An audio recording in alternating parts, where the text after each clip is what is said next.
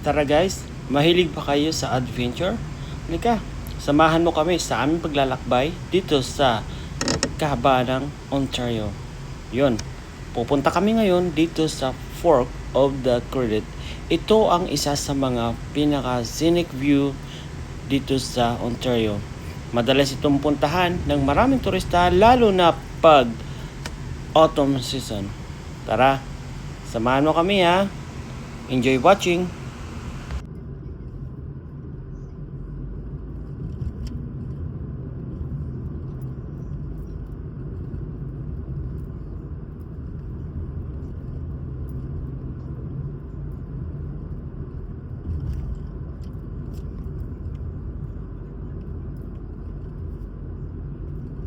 Oh, it's a farm.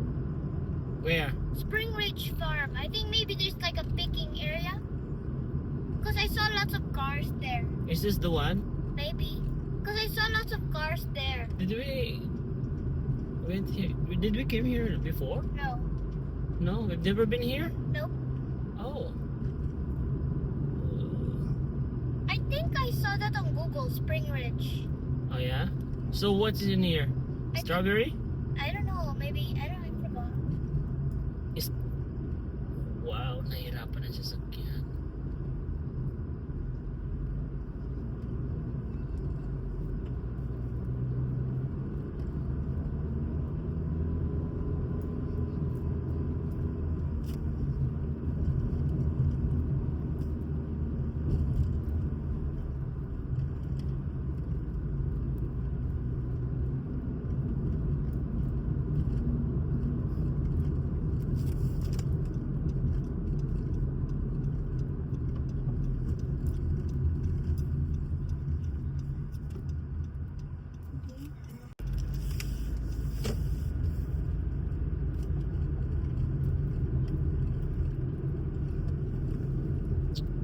Oh my God, ang taas. Wow, this is a very scenic view. Oh my God, ang ganda.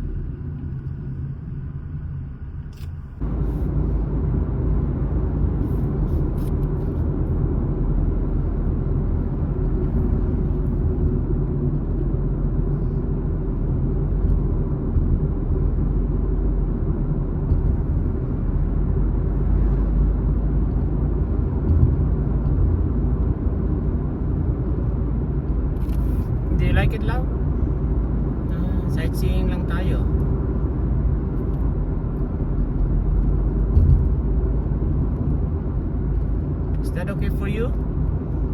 Huh? What? Yeah.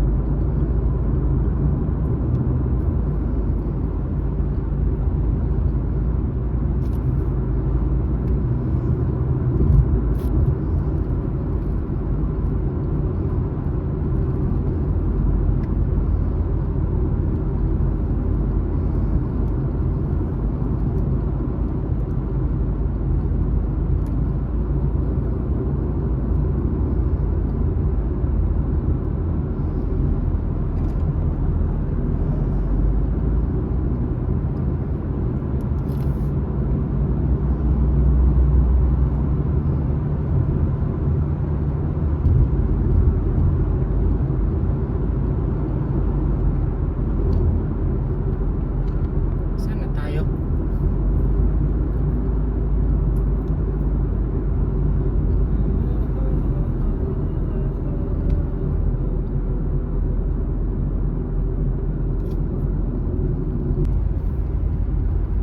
Anak Chaudhry, oh.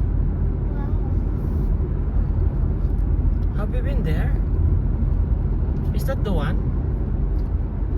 No? No. Chadley?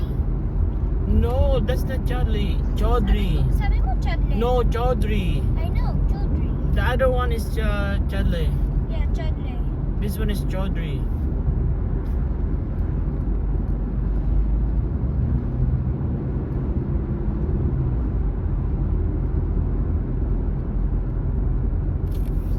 Layo. Baka maubusan tayo ng gas. Bagas ka na.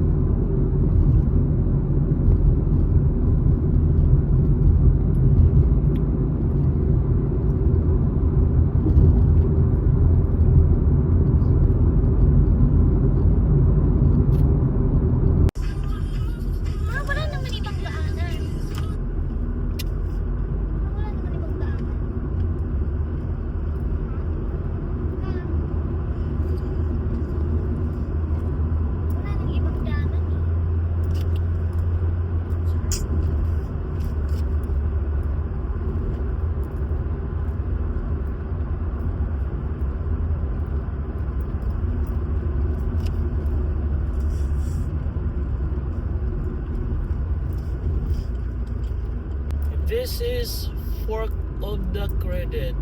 This is one of the most scenic view or most scenery views here in look at that.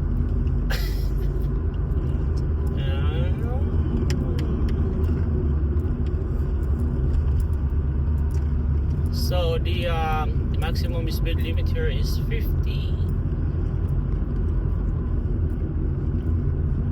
So during autumn season, this area is one of the most visited place here in Ontario.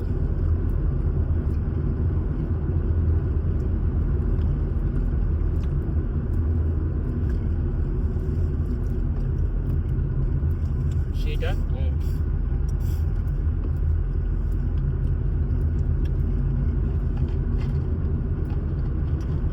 You don't have to ride a roller coaster because here you can feel it that you are in the roller coaster. Oh my god. See that?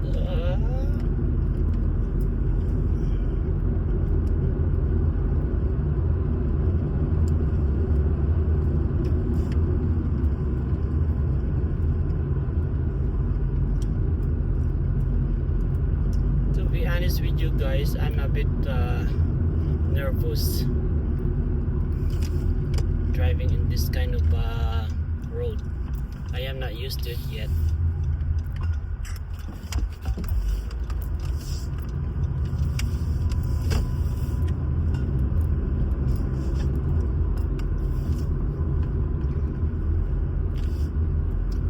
So you can search it.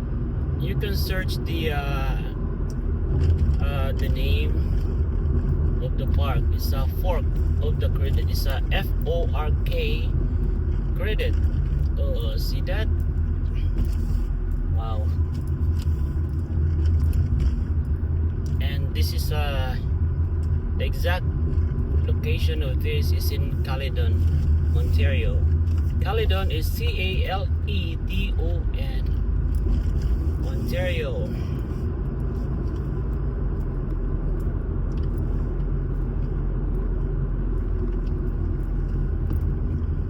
I want to go back here, or I want to come back here in this place during autumn.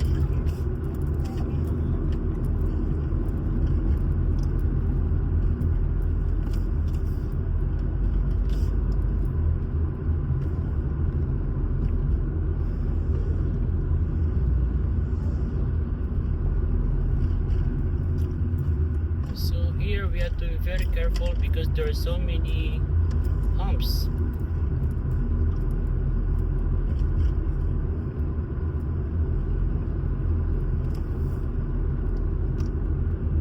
This one is a very sharp turn, so we have to be very careful.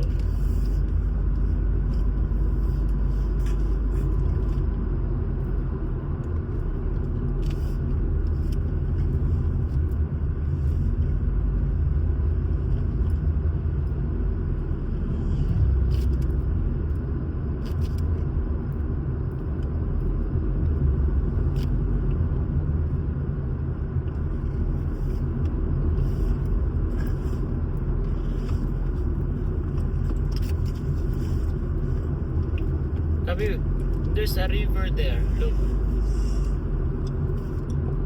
Do you like the area? Wow.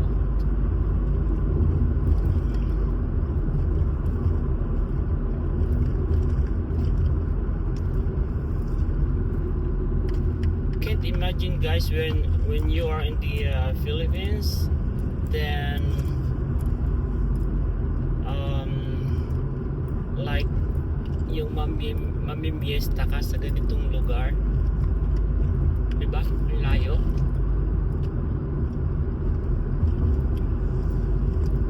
But here, yung mga ganito kasing places, is talagang inaalagaan nila for the tourist. Yan.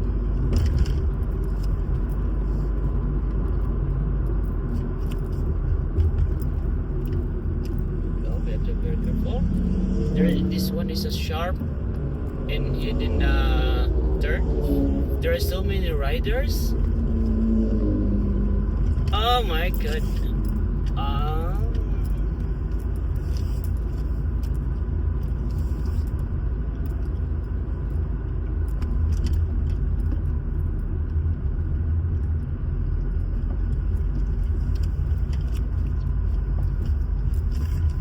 Wow. Wow.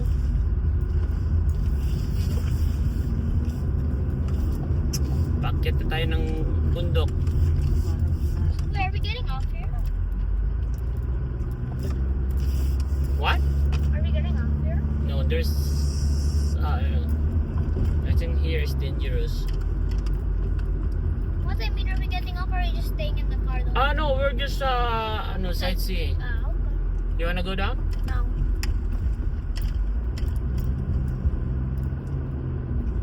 Do you like it? Huh? It's okay now because we are always in the mall, and then at least we can save money. We don't have to buy, so you have to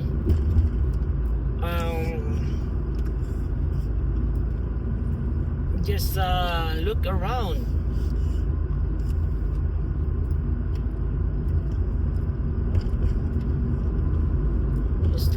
This is like you're feeding your eyesight. No, it's just green. You I can know. see green everywhere. I know because it's it's springtime, and I know, but you in can the next couple of weeks, and then it's summer. you can see it. You can see just green anywhere. I know. Next time we will come back here during autumn so that we can see all the leaves. We can see all the different colors of the leaves, right?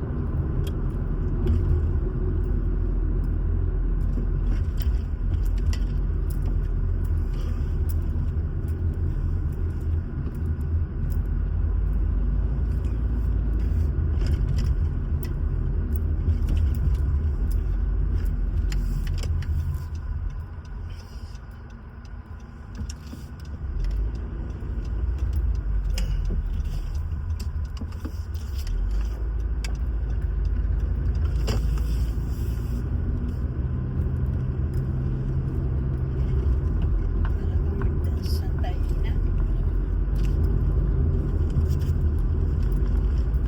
Pero may mga bahay.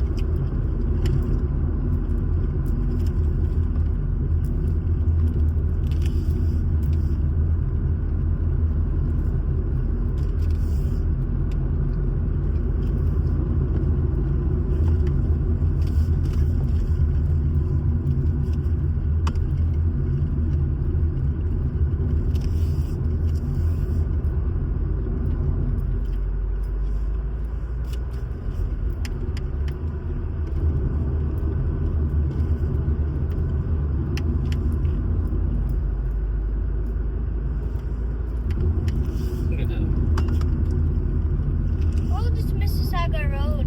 Huh? This is Mississauga Road. How did you know? I see it on the map right here. Are you serious? Dahil naman kita maagit. I don't think so. This is not Mississauga Road. It says on the map right here. We are here in Caledon. I know. It goes all the way. But yeah, we're gonna go straight to McLaughlin. We're on Mississauga Road right now. Are you serious?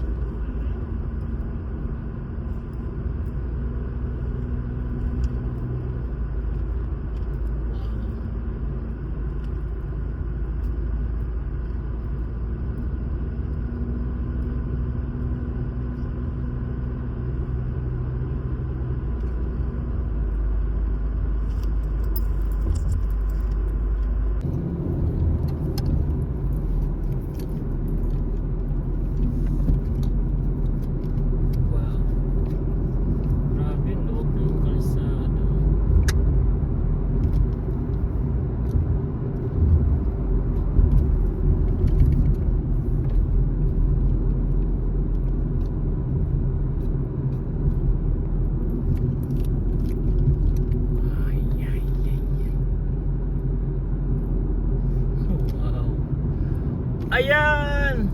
We went there before. Yeah! Oh my God! Mana, ngayon mo lang nakita yan? Ayan o!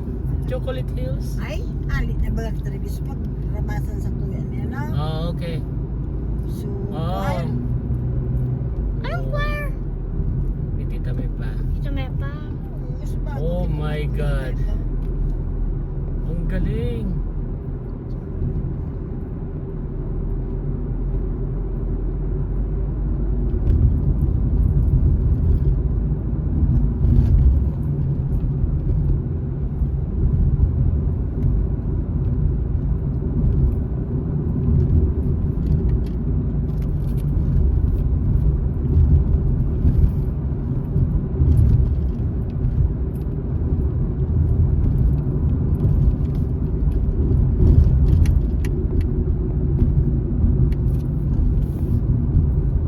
Chingacousy Road.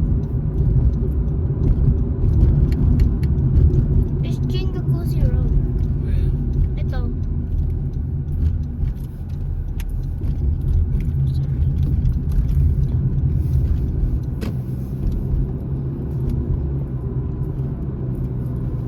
Ay,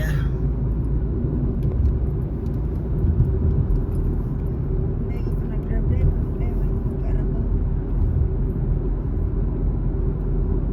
Mahirap ang mahawang ka-drive.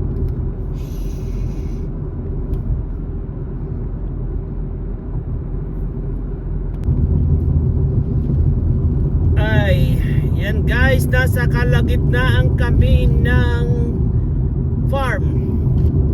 So, yun, on the way na kami doon sa work ng aking wife. Galing na kami doon sa pamamasyal. So, pabalik na kami ng Mississauga. Grabe. Sobrang layo ng pinuntahan namin. Up north. So, more on lang kami. Driving and sightseeing.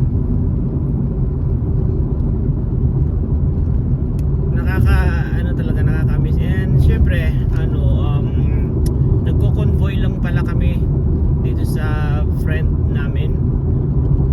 Siya yung aming pinaka-guide. Kasi kung ako lang talaga siguro hindi ko mapupuntahan to pag ako lang. Although mayroon naman kaming GPS, pero hindi ko kaya na ako lang yung pupunta sa ganitong lugar. Maano pa ako, hindi ko pa ganun kagamay yung pag-drive ng malalayo. Kaya kailangan lagi pa may kasama. Sobrang talaga friend ko talaga ang aming guide.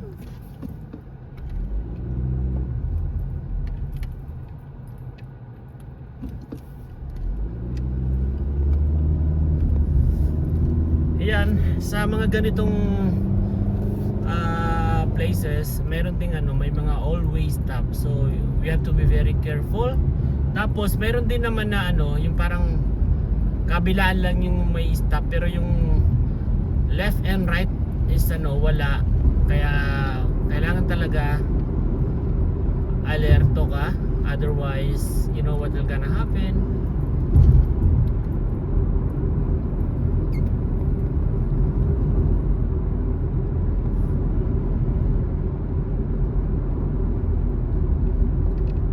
And yun, pag nag-drive ka rin sa mga ganitong lugar, kailangan maging you have to obey the rules, the traffic rules, especially sa mga yung mga signs. You have to follow those. And sa speed limit, ayan, dito like ito 60, maximum of 60, so you have to follow that. Hindi mo masabi na walang pantay, kasi minsan yung mga lispo nandiyan lang sa tabi-tabi, nagtatago sila. Tapos pag na-tiyempohan ka, pag yun, makikita mo na lang, pag tumingin ka sa likuran mo, nakasunod na sila sa'yo. Okay ka naman? follow the rules.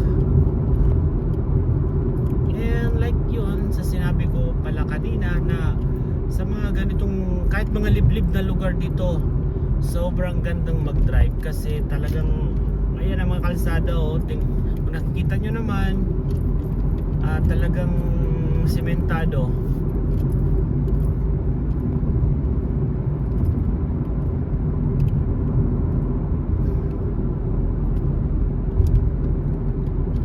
Ganito pag summertime, maraming napunta ng mga madlang people na nakatira sa city. Pumupunta sila sa mga ganitong lugar kasi napaka